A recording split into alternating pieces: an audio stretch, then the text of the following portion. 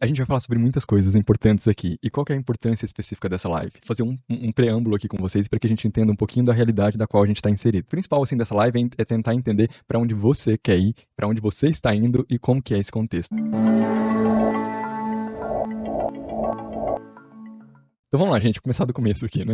Sejam todos muito bem-vindos. Meu nome é João Paulo Guimarães Rosa, eu sou arquiteto e urbanista, para quem ainda não me conhece. Sou apaixonado por projetos, sou apaixonado principalmente pelo processo criativo por trás de um bom projeto, pela concepção do todo que a gente fala aqui nesse perfil. E hoje a gente está trazendo aqui uma temática um pouco diferente, mas antes da gente adentrar ela, eu vou pedir para que vocês deixem pelo menos um like aqui nessa live, só isso. Não vou pedir mais nada além disso.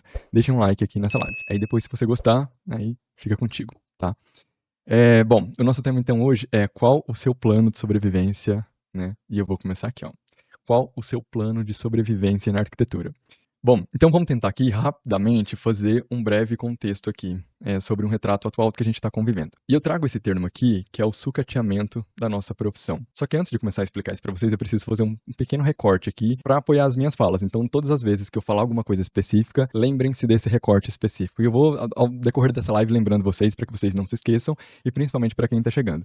Então, esse recorte é o seguinte: a gente vai estar falando especificamente de projetos, mas que são residenciais e que estão sendo produzidos em condomínios fechados, para esse público-alvo que é ali o condomínio fechado. Tá? Basicamente para esse público específico. Bom, então a gente pode olhar para o que a gente está vivendo, né, com a produção da arquitetura contemporânea, sobre um lugar de um contexto desse sucateamento da profissão. O sucateamento da profissão para algumas pessoas, né, para algum grupo específico ali da profissão. Mas por que isso está acontecendo, esse sucateamento da profissão? E, na verdade, o que é esse sucateamento, né, João? Bom, sucateamento no sentido de que existem arquitetos e arquitetas que não conseguem alcançar, e não vou nem dizer o mercado de trabalho no sentido próspero, tá? Mas o mínimo. Esse sucateamento, ele vem, então, desse lugar desses arquitetos que estão à margem e que não vão conseguir, então, alcançar esse alto padrão, esse lugar que é tão cobiçado pelos arquitetos. E aí a gente vai ver frequentemente anúncios na internet, é muito possível que vocês já tenham visto, alguns anúncios de alguns arquitetos que estão ali oferecendo os seus trabalhos, né, os seus projetos, por valores que não dá para competir no mercado, são injustos, né, são valores que são injustos com a própria classe, mas principalmente com a pessoa. Mas será que ela está fazendo isso porque ela quer?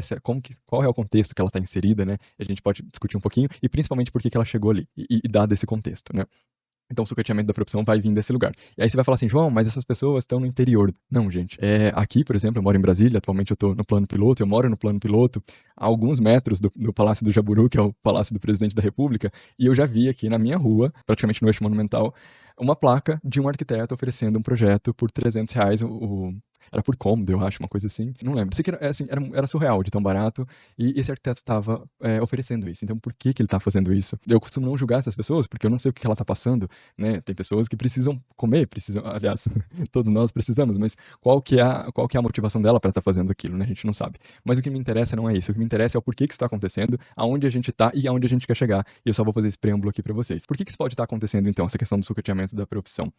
A gente pode olhar para uma análise mais crítica e pensar, por exemplo, numa coisa que é muito natural hoje, que é o estigma da arquitetura. O estigma e, principalmente, né, esse lado que a arquitetura tem de uma arquitetura que é classicista. Então, quando a gente olha para esse recorte específico que eu falei anteriormente para vocês, principalmente desse recorte do alto padrão, quando a gente olha para essa arquitetura que está sendo produzida, esses projetos rasos dentro desse condomínio fechado, eles vão fortalecer um estigma e um estereótipo da arquitetura contemporânea. Portanto, o leigo, ele olha para essa arquitetura, né, estereotipada, e que é o projeto raso, e esse projeto raso, ele é apenas a função primária da arquitetura. Portanto, isso significa dizer que é um abrigo. A gente vai falar um pouquinho mais especificamente sobre isso lá na frente. Mas são estigmas que vão sendo reforçados e que vão, de alguma forma, também descaracterizando a arquitetura e desvalorizando a própria profissão. A gente pode pensar também na falta de conhecimento por parte da população, que também não vai contribuir muito, mas não é culpa da população, isso é culpa, inclusive, nossa. Uma grande parte dessa culpa é nossa, que a nossa própria classe está produzindo esses projetos rasos que vão gerar esses estereótipos e esses estigmas de que a profissão, que a arquitetura é aquilo, é aquele projeto raso, é aquele projeto superficial, e que, portanto, não vale tanto. Ou, quando a gente olha, né, para quem está aqui e me segue mais tempo, a gente sabe que um projeto raso, ele tem todos aqueles subterfúgios, é um projeto que cumpre apenas a função primária da arquitetura, é estigmatizado, e um projeto nesse sentido, ele poderia ser feito por um engenheiro, por exemplo. Não precisava de um arquiteto. poderia ser feito por um mestre de obras, né?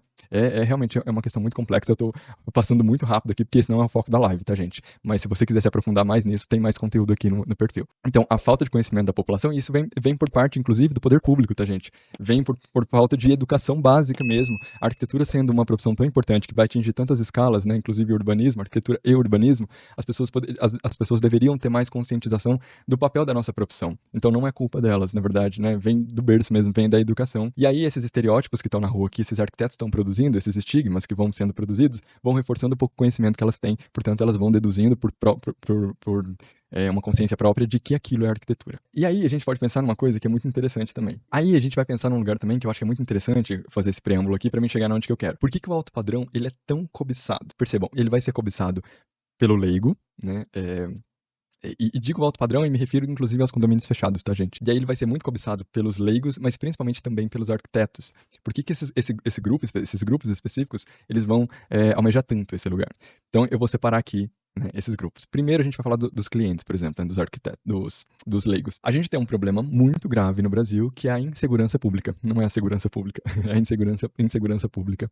Inclusive eu estava vendo um podcast ontem, onde eles estavam falando exatamente sobre isso. Eu não me recordo a fonte, mas pesquisem, se vocês quiserem, que eles falavam exatamente isso, que teve uma pesquisa onde eles estavam investigando qual que seria a pauta mais importante para ser levantada num governo, né? Quais seriam as medidas que eles priorizariam, as ações, né, de um governo. E aí, entre elas, estava a saúde pública, estava a educação e a segurança. E a segurança, ela ganhou em primeiro lugar, à frente da educação e à frente da saúde. Então, percebam que realmente, para nossa vivência, para o nosso contexto socioeconômico e cultural, a segurança é algo muito importante. Portanto, esses leigos, eles vão se apropriar muito desse, para quem tem condições, e aí a gente pode pensar nessa questão da classe também, né, fazer esse recorte específico, mas ele vai ser muito procurado por essas pessoas por causa da segurança pública. Então, elas querem estar dentro daquele muro, dentro daquele cercado, justamente para que sejam protegidas por aquela guarita e principalmente pelas câmeras, por aquela vigilância toda que existe em um condomínio fechado. Mas percebam que interessante. Então, dentro desse condomínio fechado, quando a gente olha para esse contexto, a gente vai perceber que essas pessoas estão procurando segurança e, de fato, de uma certa forma vão encontrar, mas essas casas geralmente não vão ter muros. Mas esse muro vai fazer um invólucro todo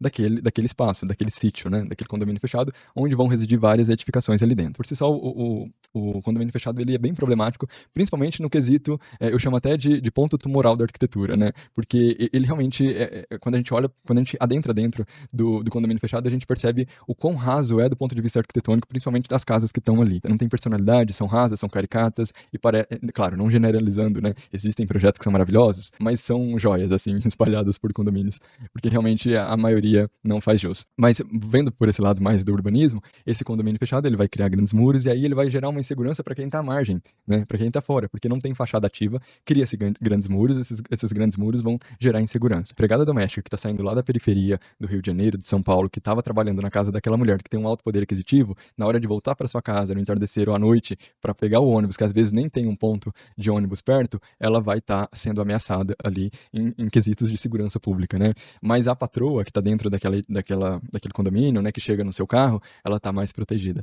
E percebam que eu não usei o termo a madame, eu não utilizei esse termo pejorativo de a madame, porque realmente não é. É uma mulher que geralmente, né, quando a gente analisa por esse contexto socioeconômico cultural, uma mulher branca que está dentro de um condomínio fechado, que tem um alto poder aquisitivo, mas ela não tem culpa também, né, concordam? Então, essa mulher, ela só tem o privilégio de estar lá. Mas se a empregada doméstica tivesse o mesmo poder aquisitivo que essa outra mulher, ela também estaria dentro do condomínio fechado. Por quê? Porque é uma questão de segurança, né, para eles, né, para essas pessoas. Então, eu quero que a gente analise por um contexto frio, assim, né, olhando por cima. Então, quem puder estar dentro do condomínio fechado vai querer estar, tá? E por que eu tô falando isso para vocês? Já vocês vão entender. Vamos analisar primeiro o outro lado agora. Então, de um lado a gente tem... e tem a questão do status também, tá? Lógico. O projeto raso, né, do qual prevalece ali dentro daqueles condomínios fechados, ele traz consigo esse estereótipo, esse estigma muito, muito bem reforçado de que a arquitetura é status. Então, a própria fachada monumental, as portas que são monumentais, faraônicas, né? Isso tudo traz status e aí é uma questão de ascensão mesmo. Essas pessoas trabalham e querem mostrar de alguma forma que chegaram ali, né? Então, quanto maior a casa, enfim, né? E não que não dê para fazer isso de uma outra forma, né? Com um projeto potente até daria para atender essa expectativa do cliente, né?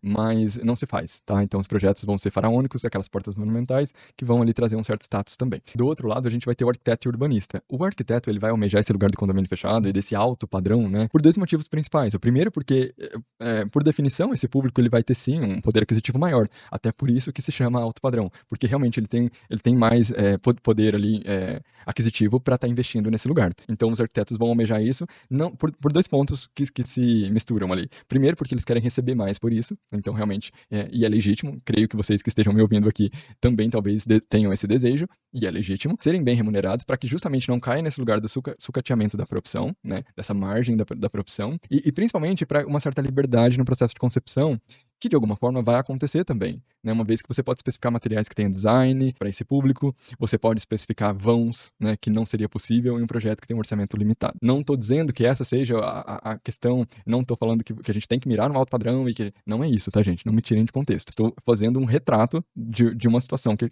a gente se encontra, tá? E tentando achar possíveis definições para que isso esteja acontecendo. Então, só aqui resumindo, sucateamento da profissão, esses profissionais que estão à margem, às vezes estão realmente à margem produzindo projetos por valores que, meu Deus do céu, não tem nem palavra para definir, e tem profissionais que estão extremamente estagnados. E tem esse outro lado de pessoas que ou estão querendo chegar no alto padrão, né, que estão correndo para esse lugar como uma boia de salva-vida, ou já estão lá produzindo esses projetos, tá? Então, gente, o que eles esperam, né, do arquiteto nesse recorte? E aí, aqui um ponto muito importante.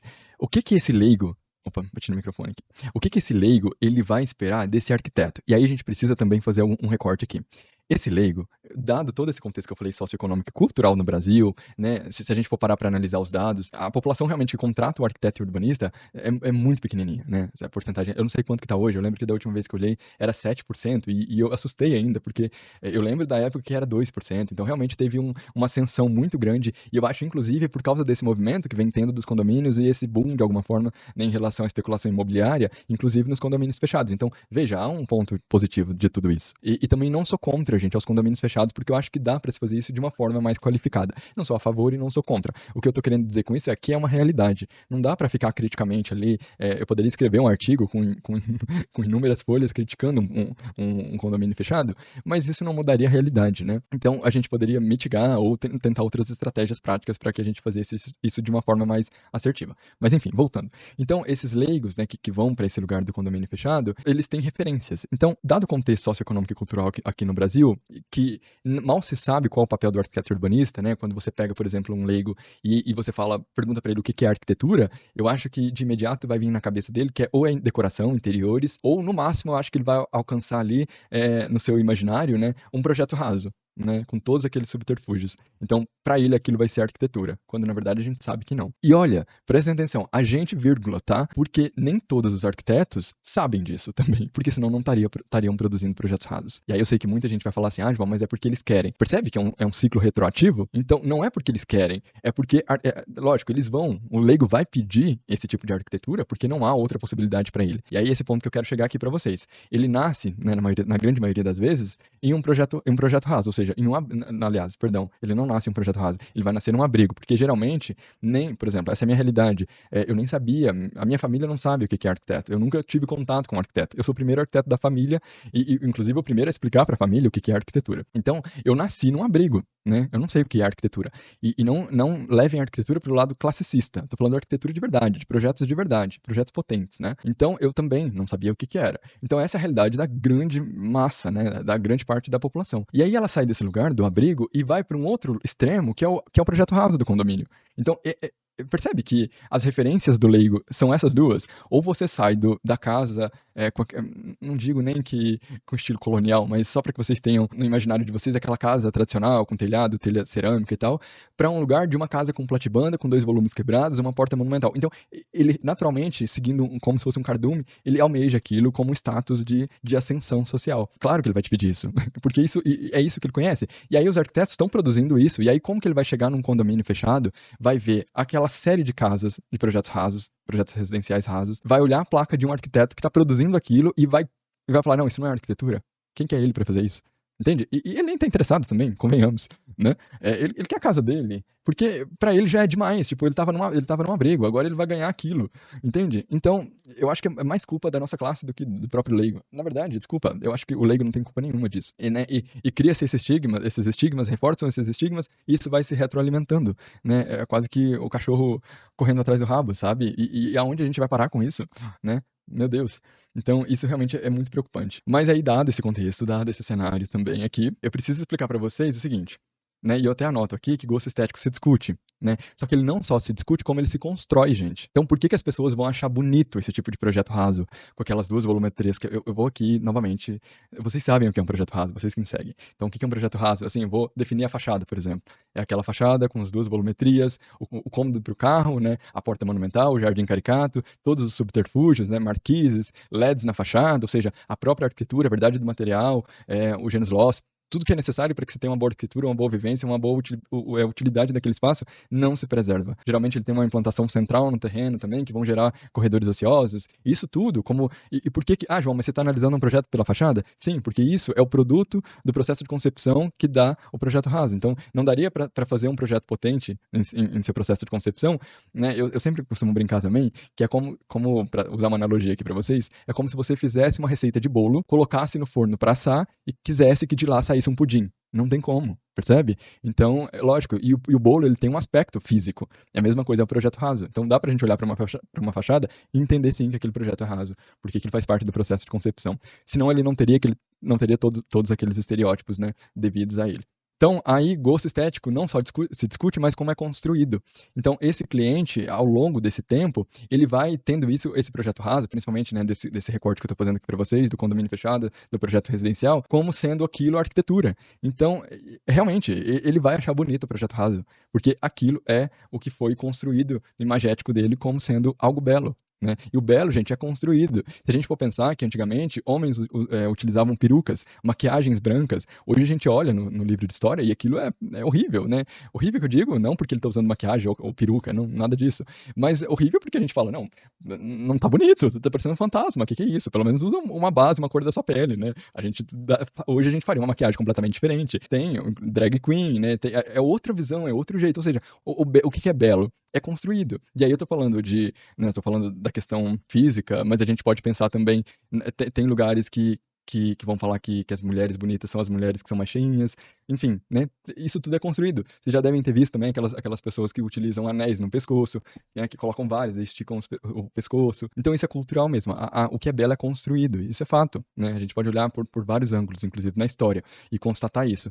E a gente está vivendo esse momento com o Projeto Raso. Então, claro, o leigo ele vai olhar para esse lugar e ele vai falar, poxa, isso aqui é arquitetura, isso aqui é bonita, não vai questionar. Deixa eu só ler um comentário aqui de vocês. Peraí. Concordo completamente com você. É necessário ter uma atuação de bons profissionais também nas faculdades. Inclusive, acho que eu pulei esse pedaço aqui, ou eu vou falar ainda.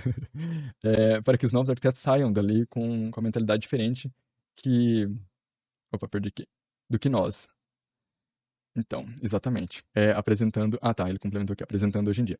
O Guto também disse, difícil mesmo é achar um cliente que entende. A gente vai falar sobre isso, Guto. E isso também, gente, é um discurso perigoso, tá? Mas a gente vai tocar nesse ponto. Fiquem aqui. Difícil mesmo é achar um cliente que entenda esses aspectos da arquitetura. Tenho especialização em restauro e tenho que fazer outras coisas para poder me manter. Triste.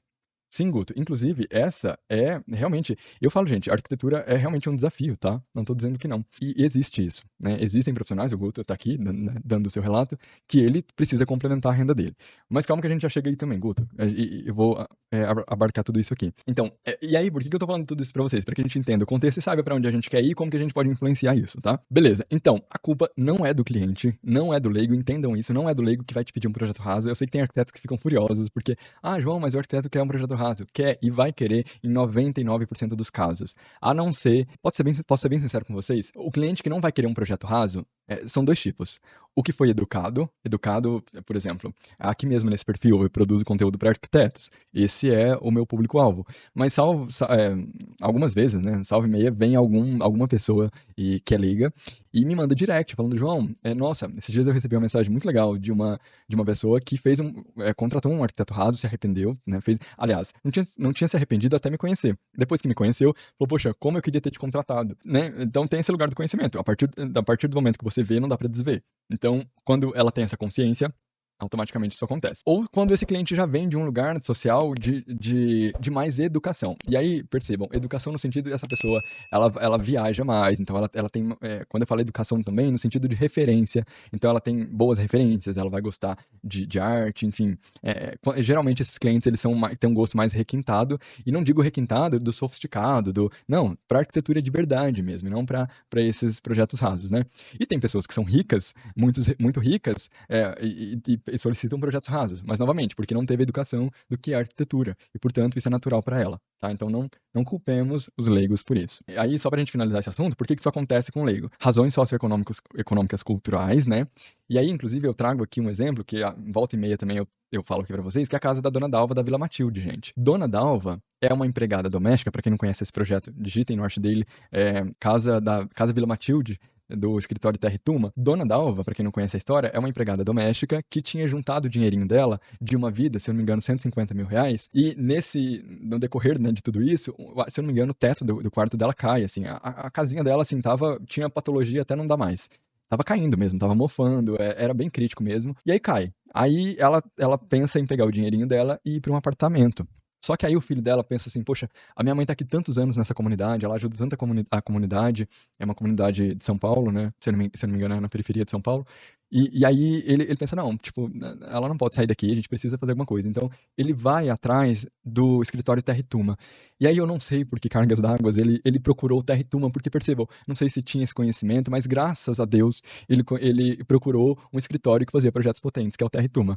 E aí ele consegue ali, esse escritório faz esse projeto magnífico, que inclusive é premiado, da casa da Vila Matilde, né, da Dona Dalva. Mas quem procurou esse arquiteto, e perceba, estou falando de arquitetura de altíssima qualidade, com um orçamento extremamente baixo, então perceba que a gente não está falando de uma arquitetura classicista, a gente não está falando de uma arquitetura estereotipada. Inclusive, trocaria qualquer cliente de alto padrão, eita, mas eu tô batendo toda hora aqui, inclusive, trocaria qualquer cliente de alto padrão por uma cliente como a Dona Dalva. E perceba, a Dona Dalva também não tinha conhecimento, quem trouxe esse arquiteto para a vida dela foi o filho dela, que era uma pessoa mais instruída, mas eu tenho certeza que, e percebam como eles conduziram isso, né? Eu tenho certeza que se você colocasse a casa atual da Dona Dalva e um projeto raso, ela escolheria um projeto raso. Então também tem essas observações que a gente precisa fazer, como que você conduz o processo, e a gente vai falar sobre isso. Então, outras questões por que isso acontece, a questão que a gente falou, questões básicas de educação, né? Você fala, por exemplo, muito, a gente estuda o Egito Antigo, Cleópatra, mas um dos arquitetos mais antigos que se tem também é dessa época, né? E do Egito, se eu não me engano, agora eu não vou me recordar o nome, mas ele fez a primeira pirâmide escalonada, né? Tipo uma escada,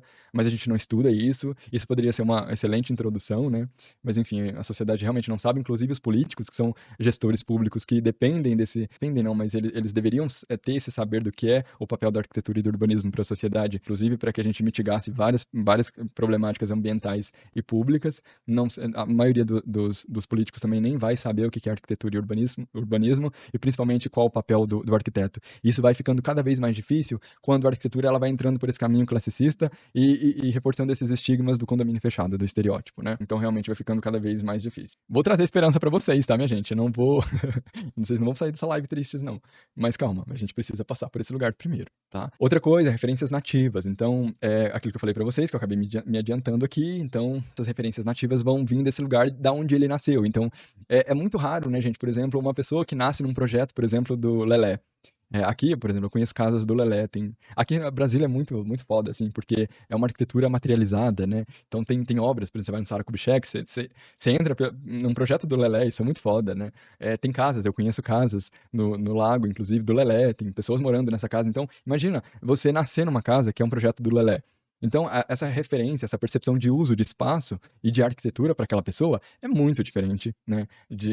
Da minha própria referência, inclusive, né? Nativa. E aí quero contar uma história para vocês, que é o seguinte, peraí. Eu tenho um aluno, inclusive a gente fez mentoria semana retrasada. Esse aluno, gente, ele tá fazendo um projeto para a família dele, pro pai, né? Pro pai e pra mãe, que é um sobrado. Esse sobrado, ele, na verdade, é uso misto, tá? Então, na parte de cima é um sobrado e na parte inferior é um café. O que acontece? Ele fez, antes do curso, antes de entrar, ele fez esse projeto, tá? Preço sobrado, essa proposta inicial, essa proposta vai ser construída, tem o terreno, eles realmente pretendem construir. Só que ele fez um projeto raso, assim, a ponto de ser caricato mesmo. Ele mesmo reconheceu isso. E apresentou esse projeto foi aprovado pela família, tá? Depois ele me conhece, começa a estudar, estuda, e aí no curso a gente tem, assim, um processo. E, claro, o aluno pode escolher participar desse processo, mas tem um curso, e aí dentro do curso a gente vai desenvolver um portfólio e um projeto dentro, e vão ter 3 mentorias, geralmente, né? Não sei se essa próxima edição a gente terá as mentorias, mas creio que sim, a gente está discutindo isso. Mas tem eles têm direito a essas 3 mentorias. Então ele está na segunda mentoria comigo, e ele trouxe o projeto, a gente foi desenvolvendo, e ele trouxe, né, na última mentoria. Gente, juro por Deus, eu fiquei arrepiado a mentoria inteira, eu acho que eu tive de verdade, assim, porque é magnífico ver a transformação, assim. E era um projeto muito raso e ficou muito legal o projeto dele, assim. O salto dele foi impressionante. Nem eu esperava, confesso pra vocês. Mas o que eu quero falar com isso dessa história? E aí ele mostrou, ele antes de continuar, ele queria me mostrar pra ter o aval, pra saber se ele poderia continuar, e ele fez o mesmo com a família. Tipo assim, ó, tá, eu tô nesse nível aqui, posso continuar? O que aconteceu? Os pais dele gostaram do projeto, mas preferiam o projeto anterior, que é o projeto raso e caricato. Podemos culpar os pais dele? Não, por causa de tudo isso que a gente vem discutindo aqui. Né? Então, claro, essa é a referência deles. Só que ele cometeu um erro que a gente não pode cometer. O que acontece? Eu vi uma frase da Luciana, do perfil Lab Fígaro, que é um perfil, inclusive, que eu recomendo vocês seguirem. Ela é muito incrível. E ela falou o seguinte, ela tava na Expo Milão e ela fez um post lá, o último post, vocês podem ver depois, e ela colocou uma frase que eu achei muito interessante, que ela fala o seguinte, abre aspas, quer vender algo excepcional? Precisa comunicar os benefícios, emocionar e gerar valor. E é justamente isso que eu falei, não com essas palavras, mas foi justamente o que eu falei pra ele. Quando você tem um projeto potente, você tá indo meio que na contramão do que ele tem como consenso a arquitetura. Você não pode mostrar para o seu cliente qualquer coisa. Você precisa realmente preparar uma reunião. Então, o que eu falei para ele? Eu falei, renderize essas imagens, até porque o primeiro projeto que ele apresentou, o raso, era todo renderizado e tal.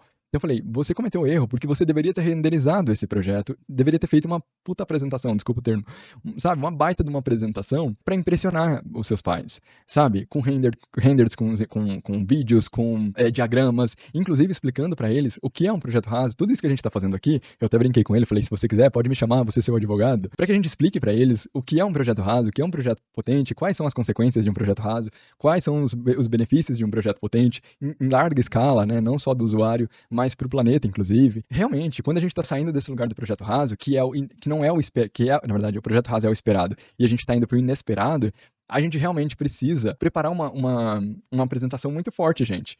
Não é assim, manda qualquer coisa e aí, você gostou? Geralmente, realmente, ele não vai... ele vai preferir o projeto raso. Mas realmente a gente precisa e a gente tem a obrigação de fazer isso. Graças a Deus, assim, pelo menos os projetos que eu apresento para os clientes do estúdio, eu não lembro de um projeto que foi reprovado, mas muito disso, assim, a gente realmente prepara toda uma introdução, a gente explica o que é um projeto raso, o que é um projeto potente, a gente traz referências, tem toda uma reunião mesmo para chegar no ponto final que eu quero, né? Aquela história do storytelling, né? A gente precisa contar, a gente precisa encantar esse cliente, tragar ele para o nosso universo e mostrar que um projeto raso não é isso que ele imagina, não é poder, não é status, não é sinônimo de qualidade, muito pelo contrário, é um estigma, né? Então a gente precisa fazer esse papel. E aí, o ponto focal dessa live, o ponto principal, é qual o seu plano de sobrevivência, né? Eu trouxe esse tema para vocês.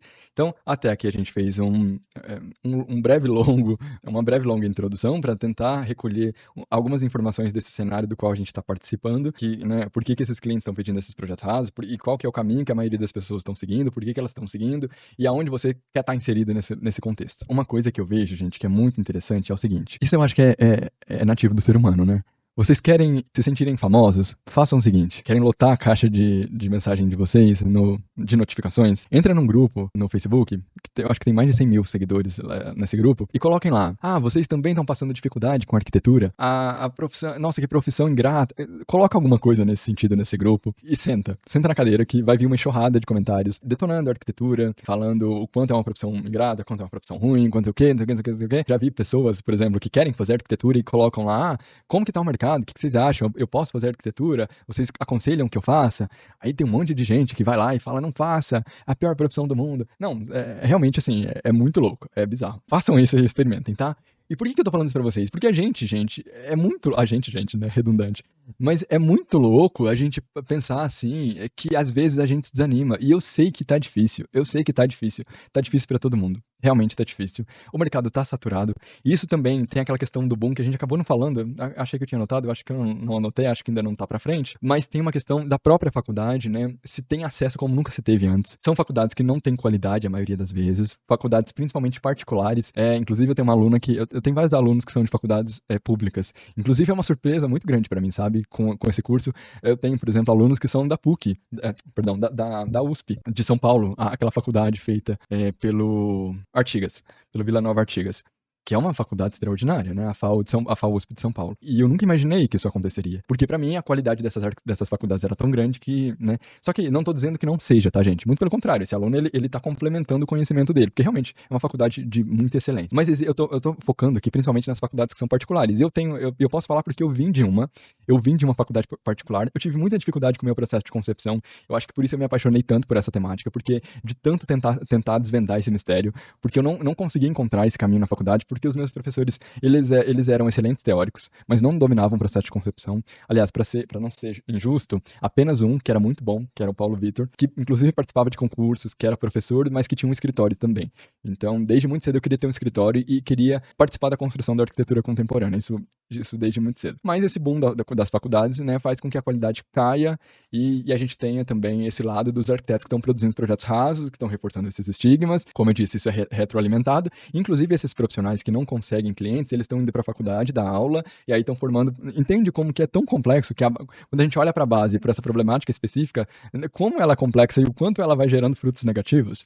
Então é muito louco. Mas calma, vamos focar agora em você, que é o mais importante dessa live. Porque eu quero que vocês saiam dessa live, gente, com a cabeça erguida. Eu quero que vocês saiam dessa live felizes, não com um cenário catastrófico da faculdade. Porque, como eu disse, se você quiser estar nesse lugar, basta entrar lá na comunidade do Facebook, que você pode ficar chorando lá com a galera. Mas o que eu queria dizer pra vocês é o seguinte: essas pessoas que estão lá chorando, falando que a arquitetura é ingrata, que não sei o que, não sei o que, a maioria, quando você pergunta pra essas pessoas, ok, tá difícil, tá. O que você tá fazendo? Ah, é, não sei, tipo, eu tô esperando.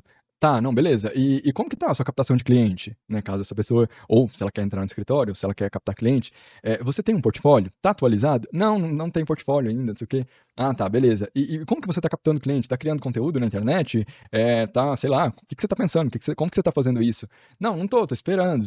Entende? Então, essas pessoas não têm nenhum plano de carreira, não têm um objetivo, não têm meta. E aí realmente fica muito difícil. Fica muito difícil. Eu não tô falando, gente, eu não tô querendo romantizar a profissão e nem muito menos ter uma positividade tóxica, tá? Muito pelo contrário. Eu quero que vocês saiam dessa live questionando o que vocês estão fazendo para que vocês consigam alcançar o sucesso profissional de vocês. E aí, sucesso profissional vai depender de cada um, né? Cada um é uma coisa. Inclusive, uma vez eu fiz um react, tá até pra quem tiver curiosidade, tá lá no YouTube, do projeto da Doma. A primeira casa da Doma, da Patrícia, da Doma. E aí eu recebi um textão de uma mulher falando. E aí no começo do vídeo eu coloco lá o print do meu projeto no site do Art Daily e falo que eu sou finalista do Prêmio Félix Candela, justamente porque eu sabia que viria comentários me descredibilizando, perdão, falando que, tipo, quem é você para estar julgando alguém. Inclusive, não foi nem no sentido, eu gosto muito da Patrícia, não falei nada demais do projeto dela, né, eu fui bem técnico mesmo, amo a Patrícia, acho ela uma fofa, mas enfim, sabe, isso foi meio que um escudo, porque eu sabia que viria comentários assim. Até que não veio, né, achei que viria mais. Mas eu lembro de um específico de uma mulher que ela falou, poxa, você não precisava disso, você é um cara que fala tão bem, você é um cara premiado, não sei o que, tá querendo subir em cima dos seguidores dela, querendo ganhar os seguidores dela. E aí eu lembro que o meu comentário foi justamente esse, e realmente eu acredito muito nisso. Eu falei, olha, depende muito, porque pra mim, sinceramente, o sucesso ele é muito relativo, né? Na verdade, isso é um fato. Ele é muito relativo. Sucesso pra mim é estar produzindo arquitetura de qualidade. Sucesso pra mim não é ter milhões de seguidores ou mil seguidores. E não tô dizendo que a Patrícia, né, não tenha sucesso profissional. Muito pelo contrário, realmente, eu gosto muito da Patrícia, principalmente dos projetos dela. Sei que tem algumas problemáticas, mas realmente eu gosto, né? Eu gosto da Patrícia. E acho ela uma fofa, e principalmente a paixão dela pela arquitetura me encanta muito. Mas falei isso, que realmente o lugar que eu tava conquistando e o lugar que eu tava, pra mim, realmente era o que eu almejava e não milhares de seguidores. Então, né, esse é um ponto. Então, vocês precisam entender o que é pra vocês o sucesso profissional. Mas voltando aqui, que eu já tô falando demais, o que você deseja realizar, né? Como que você se imagina, e aí a gente precisa fazer esse exercício aqui. Inclusive, peço a vocês que peguem papel e caneta. Agora, pode ser quando acabar a live, mas se quiser anotar agora, ou se quiser compartilhar com a gente aqui nos comentários também, um desses aqui, se você quiser, pode colocar todos também, se quiser. Mas, como que você se imagina daqui 1 ano, daqui 3 anos e daqui 5 anos. Mais importante não, mas tão importante quanto você se imaginar daqui 1 ano, 3 anos e 5 anos, ou seja, o que significa isso, João? São números cabalísticos? Não, são metas a curto, médio e longo prazo, tá? Inclusive não falei para vocês, mas eu vou dividir com vocês as minhas metas de curto, longo e médio prazo, tá? E o que eu já conquistei, o que eu já planejei, o que eu pretendo. Então fiquem até o final dessa live. É super importante que vocês façam esse exercício para que vocês, dado o contexto aqui, né, de tudo isso que a gente falou, para que vocês entendam qual o caminho que vocês desejam perseguir, que vocês desejam seguir. E muito importante também, junto a isso, que vocês saibam quais são os valores morais e éticos de vocês. Por quê? Por exemplo, e aí eu vou dividir aqui com vocês os meus valores. Para mim, um valor intrínseco aqui, e aí é quase que uma regra do meu estúdio, é não vender um projeto arquitetônico e entregar um abrigo, que é um projeto raso. Né? Ou seja, um abrigo é apenas a função primária da arquitetura. Então, esse para mim é inegociável. Tá? Então, se a pessoa pede para mim um abrigo, se pede para mim um projeto raso, eu vou fazer de tudo para convencê-la de não fazer aquele projeto. A gente tem estratégias para isso, a gente já está preparado para isso, como eu disse, a gente sabe que esse cliente vai chegar pedindo um projeto raso, por todos aqueles recortes que a gente fez aqui, socioeconômicos e culturais, de referências e influências. Isso é muito importante porque primeiro, que a gente não quer concretizar isso, a gente entende que, enquanto estúdio, que a arquitetura é obra concretizada e que, portanto, ela vai durar no mínimo 1 século. Né? E eu não quero ter que passar na rua e apontar aquilo como sendo um projeto meu. Não suportaria. Não suportaria também colocar minha cabeça no travesseiro e pensar, poxa, aquela pessoa está construindo um abrigo e ela está me pagando por um projeto. E outra coisa, também não quero reforçar estigmas, como a gente já discutiu. Não quero reforçar o estereótipo do projeto raso. E, inclusive, até faço aqui faço uma provocação para vocês, porque realmente eu acho que a gente deveria fazer um juramento como na medicina. A gente realmente entende que a arquitetura ela vai impactar muito a sociedade, o tecido urbano, a forma de relação, né, como que essas escalas são influenciadas pela arquitetura, e tinha que ter um juramento realmente que dissesse: você está comprometido realmente com a construção da arquitetura? Eu sei, gente, que isso vai envolver várias coisas, inclusive essa questão do sucateamento da profissão, dessas relações de lugares, de pessoas que estão em lugares que não têm privilégio. Imagina, por exemplo, que o contexto socioeconômico e cultural de uma pessoa que está inserida no plano piloto é completamente diferente de uma pessoa que está no interior de Sergipe, por exemplo. Então, mas assim, ambos vão enfrentar essa problemática do projeto raso, de tão estigmatizado que é. Ambos vão enfrentar. Então, vocês, inclusive, fica uma dica também, a gente tentar entender esse lugar e talvez até, inclusive, né, pensar o que você vai fazer para mitigar ou até para resolver esse problema. Então, por exemplo, tô num lugar muito estigmatizado, tô num lugar de uma cidade, moro numa cidade do interior que tem 25 mil habitantes. E aqui só tem projeto raso e só tem um arquiteto que está fazendo. A melhor estratégia para o seu estúdio não seria abrir o seu estúdio para o mundo, né, através das redes sociais, que é uma grande vitrine? E aí, como que você vai fazer isso? Qual vai ser sua meta? O que você precisa fazer para que isso aconteça? Né? Isso é muito importante, mas a gente fala já sobre isso. Só que um ponto também muito importante aqui, que eu quero falar com vocês, é o seguinte: como que está a qualidade do que você está produzindo? Né? Porque talvez, gente, aqui, essa meta de curto, médio e longo prazo pode ser, por exemplo, eu tô satisfeito com a minha produção arquitetônica. Eu vou falar sobre isso, né, sobre as minhas metas. Eu estou satisfeito, claro que eu tenho muito que aprender, estou aprendendo e não paro de aprender, inclusive aprendo com vocês. Né? Por exemplo, me sinto preparado para fazer uma residência, por exemplo. Se chegar um cliente para mim, me sinto muito confiante, muito preparado para isso. Meus projetos, né, têm uma certa validação, né? A gente já foi finalista de alguns concursos importantes, como o do Prêmio Félix Candela, que eu falei para vocês. A gente está esse ano no Guia IAB, que é uma premiação extremamente importante, né, para arquitetura e urbanismo. Então, a nossa arquitetura, de alguma forma, está validada. Mas qual o caminho que eu seguiria? A questão da captação, do marketing. Então, eu faria, né, se eu já não tenho, eu vou falar isso para vocês, um planejamento nesse sentido. Né? Agora, para você que está me ouvindo, talvez você não esteja satisfeito com a sua produção arquitetônica e você talvez precise dar um passo atrás ou levar isso em consonância. Né? Ou seja, preciso aprimorar os meus trabalhos, os meus projetos, para que eu consiga entregar projetos potentes, sair desse lugar de estar reforçando estigmas e de estar entregando projetos rasos, mas preciso sobreviver também, preciso sair da casa dos meus pais, preciso pagar boleto, preciso comer, preciso cuidar da minha filha, sei lá, seja lá qual for o seu motivo principal, preciso ter liberdade financeira. Então você pode andar em consonância com isso, mas tendo sim esse planejamento de que eu tenho 1 ano para que isso aconteça, eu tenho 3 anos, entende? E assim, isso pode ser feito em paralelo. Então, pretendo em 1 ano, por exemplo, sei lá, construir um projeto potente. E eu digo em questão de projeto, fazer um projeto, não precisa ser para um cliente específico. Né? Pode ser um projeto mesmo, eu preciso dar vida a um projeto potente. Isso pode estar acontecendo no seu planejamento. Enfim, isso vai de acordo com as suas necessidades e com o que você deseja. tá? Acho importante a gente também se questionar qual que é o nosso legado, tá, gente? E legado eu não digo assim, vou morrer, o que eu quero deixar? Não é nesse sentido. Mas o que você está produzindo? Você se orgulha do que você está produzindo? Quando você deita ali a cabeça no seu travesseiro, você tem orgulho disso? Do que você está produzindo? E aí, fala, João, mas eu não tenho obra construída. Tá, não tem problema. Pode ser um projeto. Um projeto é um projeto. É a sua arquitetura, né? Ele poderia ser construído. Então aquilo é a sua arquitetura. Se for raso, a sorte é que ele não foi construído ainda. Mas é a sua arquitetura, é o que você está produzindo como produto do seu intelecto, né? Então você precisa se questionar nesse sentido, tá? E aí, novamente, que essa é uma live provocativa nesse sentido, o que você fará para alcançá-lo na prática, né? Então, o exemplo que eu trouxe anteriormente, moro na cidade do interior, não quero me mudar daqui. Eu morava na cidade do interior, né, e mudei. E outra coisa que eu preciso falar para vocês, calma com esse negócio de cidade do interior, porque o mercado está saturado em todos os lugares. E às vezes, a cidade grande, ela é mais concorrida do que a própria cidade do interior, tá, gente? Eu falo isso por experiência própria. Ficaram amigos em Frutal, em Minas, na cidade que eu morava, e eles têm mais projetos construídos do que eu, porque lá a concorrência é muito menor. Né, e o boca a boca corre, enfim. Brasília já é completamente diferente, é um mercado mais nichado, mais ali das pessoas que têm um poder aquisitivo maior, isso exerce uma grande influência sobre essas pessoas, enfim, tem umas questões. Inclusive, eu fiquei de contar uma história que eu acabei não contando. Deixa eu contar essa história. Eu sei que essa live tá longa, mas pra gente já encerrar aqui e eu já falar pra vocês quais são os caminhos. Ah, não, aqui a gente já passou, né? Peraí. Então, só contar uma história rapidão pra vocês, só pra gente encerrar. Eu já contei essa história, mas, enfim, pra quem é novo aqui também, pra que essa live fique gravada, pra que vocês tenham essa consciência. Aqui em Brasília, tem muito essa questão do poder aquisitivo mesmo, né? Do poder de influência dessa pessoa. E às vezes isso vai acontecer muito.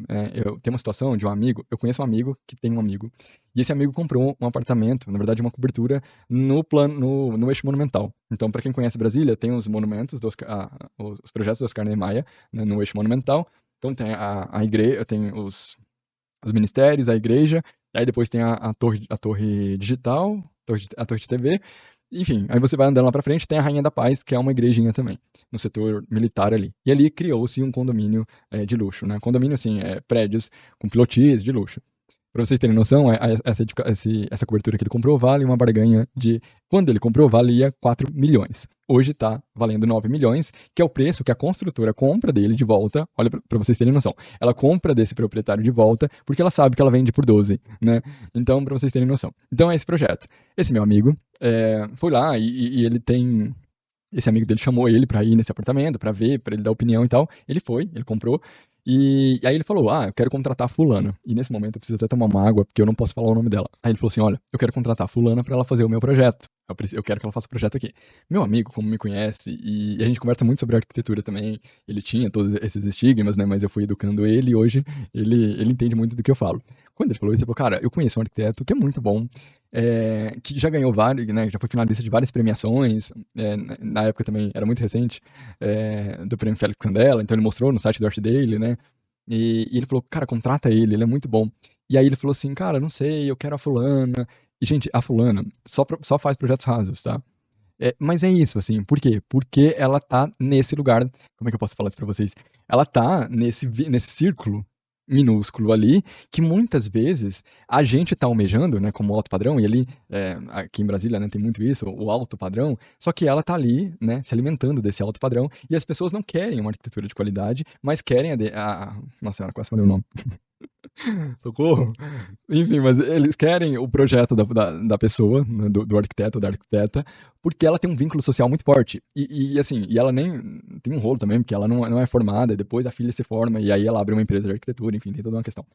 Mas não por isso, porque tem vários arquitetos famosos, né, como Tadawando, tem vários outros que não são formados, né, são autodidatas, mas pelo menos estivesse construindo projetos legais, né, mas não é o caso. E aí tá ali, né, nesse lugar. Então, assim, o que eu quero passar dessa mensagem com vocês, dessa história que eu tô contando aqui pra vocês? Tem clientes que a gente realmente não vai, a gente não vai salvar a pátria, tá? Esse é um caso. Então, eu prefiro muito mais pegar uma cliente como a dona Dalva, que tem um poder aquisitivo menor, mas que vai aceitar um projeto potente e vai pagar um valor justo, do que você mirar no alto padrão e ficar se sentindo boicotado, se sentir mal porque você não tá participando. E aí a gente tem alguns cursos aí na internet também, né? Alguns, principalmente anúncios, né? Ganhe 10k, ganhe 20k por mês. E aí se você não tá ganhando isso, você se sente mal, porque, poxa, cara, eu não tô ganhando isso. Como assim? Tem gente ganhando isso? Tem gente ganhando isso por projeto, tá? Mas lembrem-se de mim quando vocês escutarem isso, né? Ganhe 20k por mês, ganhe até por projeto, qual que é o recorte social dessa pessoa, da onde que ela vem, porque eu mesmo, por exemplo, a minha família é humilde e eu nunca fiz um lavabo para minha família, entende? Assim, e existem arquitetos, e não estou falando que isso seja errado, muito pelo contrário, é um privilégio, e que bom que ela tem, mas existem pessoas que se formam e já vai fazer uma casa pro tio, pro amigo do tio, porque, sabe, pro médico, amigo da família, e que bom que essa pessoa teve essa oportunidade. Mas aí fica mais fácil, né, dela se inserir no mercado, porque um projeto puxa o outro, aí aquele arquiteto, aquele cliente indica, né? Eu fui assim, eu conheci um amigo que era advogado e ele começou a me indicar, tanto é que eu brinco que meus clientes são advogados ou médicos. Realmente, assim, eu nunca tive outro tipo de cliente. Ou é médico, não, mentira, agora com a academia, tive uma dona de academia. Mas antes era só médico e advogado. Porque isso roda entre si, né? No circo deles. Então perceba que isso realmente é poderoso. Então, a gente tem que tomar cuidado com isso, tá? Então, para a gente encerrar, quais são os possíveis caminhos? Vou aqui para não me alongar mais. Quais são os possíveis caminhos que a gente precisa seguir? Então, você tem dois caminhos possíveis, tá? Você tem um caminho passivo e um caminho ativo. Então, se for principalmente a gente está falando aqui de captação, né? E eu não vou entrar nesse lugar agora, mas só para dar uma pitada aqui para vocês, se o seu problema é cliente, é captação, como que está o seu portfólio? Primeiro pensa nisso, volta atrás e pensa como que está a qualidade do seu projeto, como que está o seu portfólio, seus entregáveis. E principalmente o que você entende enquanto arquitetura e urbanismo, para que quando ele venha, você desmonte esse discurso dele, você realmente ensina, acolha esse cliente, e essa live tem muito esse intuito também, de que vocês percebam que ele faz parte, ele é um peão no meio de um sistema, que ele não sabe onde que ele está inserido, não é culpa dele trazer um projeto raso para vocês, muito pelo contrário. Então eu quero muito que vocês entendam isso e estejam preparados para que quando ele chegue até vocês, quando vocês estiverem, ou se vocês estão fazendo projetos potentes, que vocês saibam exatamente como conduzi-lo, tá? Assim como uma pessoa, como um médico, né, que a gente vai lá, doutor, tenho isso, e aí ele examina, faz todo um diagnóstico, traz exames, traz dados, fatos, e ele fala, não, você não tem isso, você tem isso, e esse é o melhor caminho para você. Então a gente precisa fazer isso. Em termos de captação, a gente tem, né, dois caminhos que são legais. Eu não vou falar dos estigmas que a gente acabou já falando, mas a gente tem dois caminhos legais, que, né, ou você vai para essa rede de contato pessoal, e novamente falando, né, naquele exemplo anterior, se você nasce numa família que é privilegiada, isso vai acontecer naturalmente, isso é muito mais fácil. Isso não aconteceu para mim, tá? Ou você vai para a maior vitrine do mundo, que é, né, uma das formas, tá, gente, pelo amor de Deus, que é a captação pela internet, né? E aí eu vou aqui também preciso fazer uma ressalva com vocês, para que vocês tomem muito cuidado, porque realmente, gente, produzir conteúdo na internet é algo muito demorado, assim, para colher os frutos. É realmente realmente uma estratégia de médio prazo, no mínimo, tá? Então, vocês vão produzir conteúdo e não vai ter engajamento, vocês vão abrir lives e não vão ter. É normal, é natural, mas persistam. E saiba se realmente você quer estar nesse lugar também, porque não é simplesmente produzir conteúdo, é uma coisa que demanda muito tempo da gente. Eu faço isso aqui com vocês porque, primeiro, eu quero passar essa mensagem, eu me sinto nessa obrigação de ajudar, na obrigação no sentido de que eu, de alguma forma, fui privilegiado em descobrir esse processo de concepção, de estar nesse lugar, eu quero ter esse contato mais próximo com vocês, e isso, para mim, é uma grande oportunidade, é uma janela que eu crio aqui com vocês de conexão. Mas não é para todo mundo esse lugar, isso aqui realmente, tem dias que você tem ansiedade por causa disso, quem não tem hoje em dia, né? Então, realmente, se você for fazer, pensa muito sobre isso. Mas também, por outro lado, não fique parado, né? Parado reclamando também não dá certo, tá? Então, realmente, repense. Essa é uma live provocativa nesse sentido, tá? Respeitem o limite de vocês. E agora, pra gente finalizar, deixa eu vir pra cá. Quais são as minhas estratégias de carreira, né? Meus sonhos de médio a longo prazo, tá? E como a gente tá indo pro encerramento, eu vou pedir para que vocês me digam o que vocês acharam dessa live, se foi boa, se foi cansativa, se a gente pode reduzir, sei lá, o que vocês quiserem me falar. Por favor, me dê um feedback, tá? Eu tô vendo aqui na câmerazinha que eu tô cinza. Eu esqueci a minha câmera tá escurecendo. A minha ring light. Bom, aí, gente, é o seguinte. Ó, o que acontece? Na faculdade, desde muito cedo, como eu disse para vocês, eu entendo que tem uma discrepância muito grande entre o que eu estava aprendendo e o que estava sendo produzido na minha cidade. Eu morava em Minas e estudava em São José do Rio Preto, em São Paulo. Então pegava ônibus todos os dias. Tanto em Rio Preto quanto em Minas, tanto em São Paulo quanto em Minas, e durante o caminho, eu percebia que havia uma discrepância muito grande. E projetos que estavam sendo produzidos por arquitetos, né? Isso que me espantava, não eram os abrigos, que inclusive do qual eu nasci, né? Mas eram edificações que eram feitas por arquitetos. Eu pensava, poxa, por que isso está acontecendo? E aí eu fui entendendo, nesse período, que era muito difícil essa coisa de criar, né, que realmente exigia muito e tem uma complexidade por trás. E como eu disse para vocês, eu tive muita dificuldade com os meus professores, porque eram professores que eram muito teóricos, então quando eu apertava para tentar entender essa questão do processo de concepção e do processo criativo, não tinha muito retorno. Então, a minha jornada começa aí, e eu falo assim, não, eu não quero dar aula. E eu não queria dar aula, eu sempre tive isso muito claro para mim, que eu não ia ser professor, porque eu queria muito produzir arquitetura contemporânea. Queria estar na obra, queria estar construindo, queria ver uma obra concretizada minha, não queria ser um acadêmico. Precisava, era a minha, não tinha outra alternativa, eu precisava ser bom, né? Precisava dominar esse processo de concepção, ser bom no processo de concepção. Não bastava eu ser bom no sentido da narrativa, da história da arquitetura, enfim, não me cabia ali. Eu precisava realmente entender aquilo na prática. Só que aí, enfim, um resumão aqui, eu descubro esse processo de concepção, aplico, ele é validado, tiro 10 no meu TCC, sou finalista do concurso da Design Class, depois vem, né, posteriormente, esses outros dois que eu falei para vocês, do Prêmio Félix Candela e do Prêmio IAB. Mas quando isso foi acontecendo, eu falei, poxa, eu não posso guardar isso pra mim. Eu preciso me sentir ali nesse lugar de dividir isso com as pessoas. Eu preciso ajudar outras pessoas que estavam no lugar que eu estava e eu não tive ajuda. Só que, novamente, eu não queria ser professor em faculdade porque eu achava que isso me daria uma certa estabilidade, não no sentido financeiro, porque eu sei que professor não ganha bem, mas no sentido de estabilidade porque eu tinha um X para ganhar ali, e isso me deixaria numa zona de conforto, e talvez eu seria tragado para aquele universo e deixaria meu sonho de lado. Então, isso eu nunca cogitei. Aí foi aonde eu caí na internet, né? E a internet é muito legal também, porque, por exemplo, vocês estão aqui comigo, me assistindo, e para que vocês, né, uma hora de live aqui comigo, e vocês estão aqui, vocês não saíram, né? Para quem tá aqui comigo até o começo, porque vocês realmente estão interessados no que eu tô passando aqui para vocês. O que não acontece muito na faculdade também, né? Enfim, isso também me motiva bastante. Enfim, então, caio aqui e de alguma forma isso virou uma meta minha. Então, essa foi uma meta minha a médio prazo. Fazer o que eu tô fazendo hoje, aqui com vocês. Então, a gente vai entrar agora para a quinta edição do Workshop Projeto Potente. Para a quinta edição, gente, é muito louco. Eu tô produzindo conteúdo aqui nessa rede, assim, de forma mais séria, tem uns 3 anos já. Então, realmente, essa é uma média, é uma estratégia a médio prazo, ela vem se cumprindo.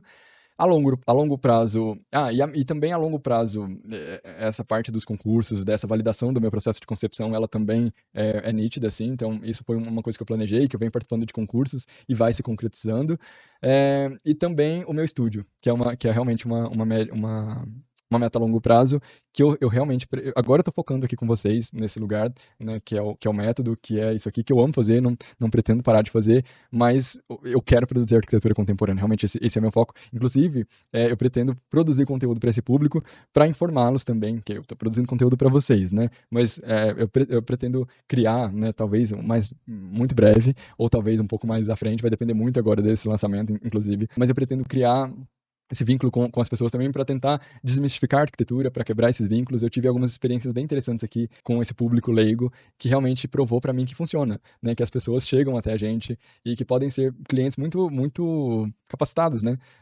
Para a construção da arquitetura contemporânea. Bom, eu acho que é isso, gente. Se eu não me engano, as minhas metas. Então, tenho metas, né, assim, as que eu estou lembrando agora. E estou fazendo isso. Lógico que eu estou resumindo muito aqui para vocês, mas isso tem uma complexidade para ser feito, para que isso aconteça, inclusive isso aqui que está acontecendo agora, né?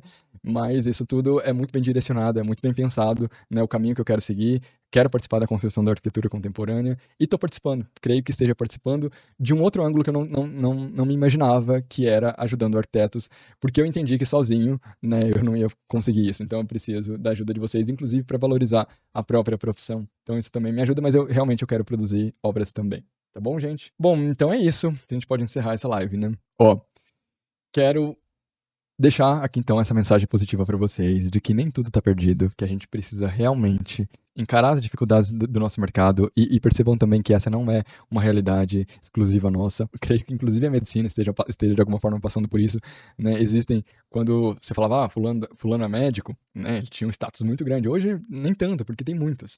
Realmente eu quero passar essa mensagem positiva aqui para vocês, de que tem solução, a gente precisa, né, saber o que a gente está fazendo, para onde a gente quer ir. Se você não sabe para onde você quer ir, todo lugar é válido. E principalmente o que você está fazendo, essa autocrítica, né, essa autoavaliação, na verdade, de que para onde você quer ir, mas o que você está fazendo para que você chegue lá, tá? Sem paranoia, sem pirar com isso, sem gerar muita ansiedade, mas realmente estagnado, parado e reclamando. Se você continuar assim, você não vai sair do lugar. As pessoas, o mercado realmente está muito competitivo. E é isso, né? É o que eu tenho para dizer e você não vai sair desse lugar. Tá bom, gente? Então vamos lá, vamos lutar por esse lugar, vamos criar projetos potentes, vamos tirar, né, esse estigma da nossa profissão, que juntos a gente consegue fazer isso e também valorizar o projeto de vocês. Tá bom, gente? Deixa eu só encerrar aqui. Então, é isso e até a próxima live.